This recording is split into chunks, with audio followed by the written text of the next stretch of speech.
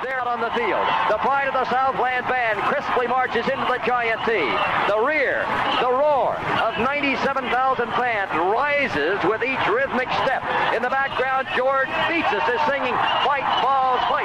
The orange and white Shakers flood the air. The Volunteers are ready at the north end of the football field to burst through the gate. They're coming now, racing onto the field through the Giant T. In that magic moment that says, wherever you are, it's football time in Tennessee. Welcome to the Talkin Vols Network. My name is Boogie Bentley. We are 9 days away from kickoff, just 9 days. We're into the single digits. Things start to get a little more real. You know, high school football's kicked off. The temperature's a little bit more cooler in the morning. It is feeling more and more like fall. I'm excited, man. I cannot wait to talk Tennessee football with you guys this fall. But look, we're going to take a little break from talking about 2022. We're going to talk about the world of recruiting, particularly on the offensive line. Look, we had big-time targets, some big-time targets in Francis Mauigoa, Lucas Simmons. Shamrod Umarov is the only one that we get in the boat. We talked about getting Stanton Ramble, didn't work out. We got one of the four. Now, where does Tennessee go from here? When we look at recruiting for the class of 23, I think the offensive line has to be a priority, as well as the defensive tackle position. You know, they're going to go out, they're going to evaluate as high school games. Once again, as high school games get underway, there are going to be some names emerge. Tennessee is going to pick some targets, and we're going to have some new names come up that we're going to talk about and look at in the world of recruiting.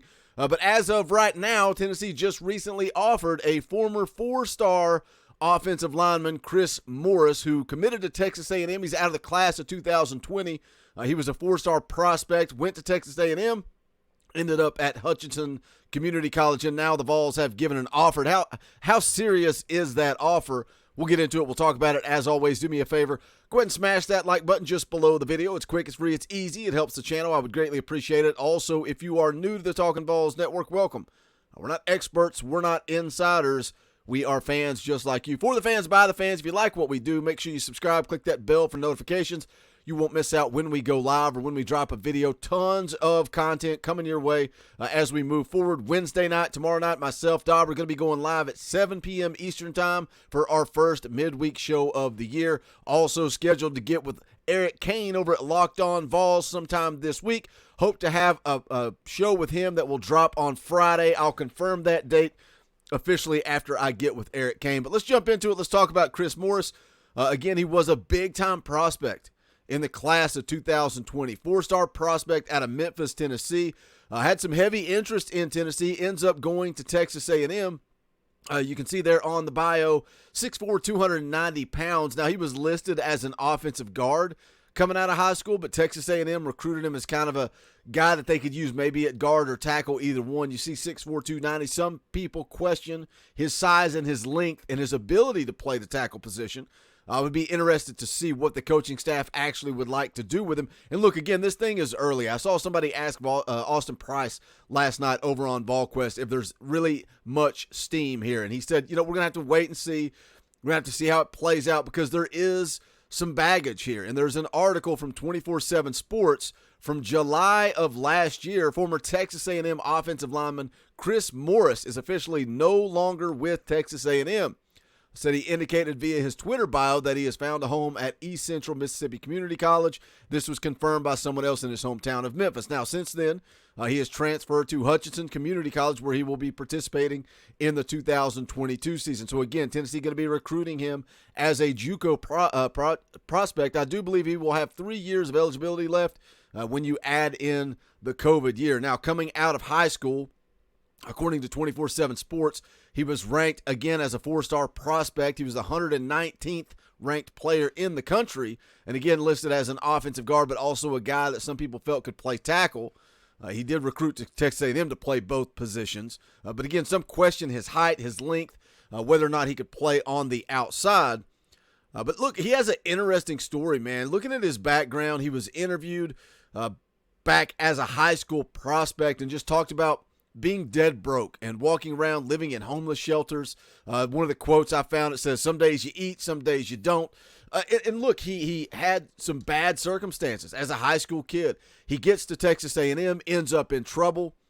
He showed up at Texas A&M, got arrested, with a motor vehicle and reckless driving charges in late December, and then he gets dismissed from the team, and that's where he ends up again at the school in Mississippi, and then ultimately ends up at Hutchinson Community College. So the question for me is, does Josh Heipel take a chance on a guy like Chris Morris? And again, we've talked about the culture and the locker room chemistry and what Josh Heipel has done with that. And, I think we saw him, for lack of a better word, vet some guys in the transfer portal, kind of decided to go down a different road.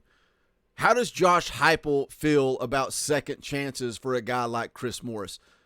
And again, there's really not a whole lot of tape, not a whole lot of film, not a whole lot of statistics out there about Chris Morris, a guy that basically came out of high school as a big-time prospect, went to Texas A&M, got into trouble. And again, I hate to say it, but you look at his past, you look at his childhood, the way he grew up. Do you quit on a kid like that, or do you give him a second chance? But Tennessee has officially offered. Chris Morris does have a scholarship offer from the University of Tennessee. Again, according to Austin Price, we will see how that plays out. But where else do they go on the offensive line? Because one prospect isn't enough. I've shown this name before. We're going to go ahead and share it again. Another prospect they are looking at, Bison Lang. He is a 6'4", 328-pound offensive tackle out of Pike Road, Alabama. 3-star prospect, ranked as the 29th player out of the state of Alabama, 44th ranked offensive tackle in the country. You can see there on 24/7 Sports, they do have the crystal ball, the predictions to Arkansas, but Tennessee has offered. Also, just going back to Chris Morris real quick, he did also receive a recent offer from Georgia as well. So that makes you believe that the athletic potential is there for Chris Morris. But again, how much does Josh Heipel believe in second chances? I'm sure they want to get him on campus, have some visits, have some conversations with Chris Morris, and kind of see where that goes from there. But another one worth mentioning is Bison Lang, again, 6'4.5", 328 pounds, big-time offensive tackle prospect out of Alabama. Just a name to keep an eye on as well. As this moves forward and starts to play out, again, going to try to get these guys on campus. Look, there are a lot of guys. There are a lot of guys that are committed elsewhere that Tennessee is going to continue to push in on. You're also going to see new names pop up. As these high school seniors start playing football this fall, their rankings are going to change. Guys are going to shift. Priorities are going to change. I've said multiple times, Tennessee's going to continue to push in on the running back out at UCLA, Roderick Robinson. What happens with Tamarian Parker on the defensive line, a kid that committed from Penn State, then decommits? Rodney Garner still having conversations with him. I think Tamarian Parker is a kid that, he could ultimately end up in this class. Keldrick Falk, a guy that is currently committed to Florida State. Tennessee still pushing in there. We've got a long way to go in this class of 23, but wanted to drop you the update that Tennessee did offer Chris Morris. It's another offensive line prospect to keep an eye on. Hit that comment section. Let me know your thoughts, particularly on second chances. For a guy that got in trouble with the police, a guy that's had a kind of a rough upbringing, rough past. Chris Morris, a lot of people on the message board talking about him just being an odd dude. If you go back to his recruitment with Jeremy Pruitt, some of the interviews, very strange. Very, very strange. How does that fit into locker room chemistry and the culture at the University of Tennessee? Hit that comment section. Let me know your thoughts. Also, if you have not done so yet, make sure you smash that thumbs up on the way out the door. I would greatly appreciate it.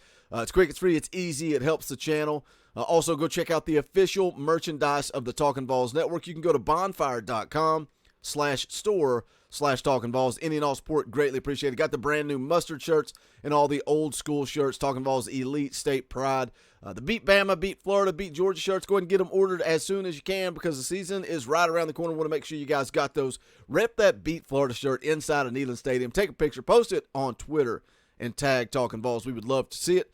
But that's going to do it for this one. Don't forget to join us Wednesday night, 7 p.m. Eastern Time for Talkin' Vols Live. This is the Talkin' Vols Network. My name is Boogie Bentley. Go Big Orange.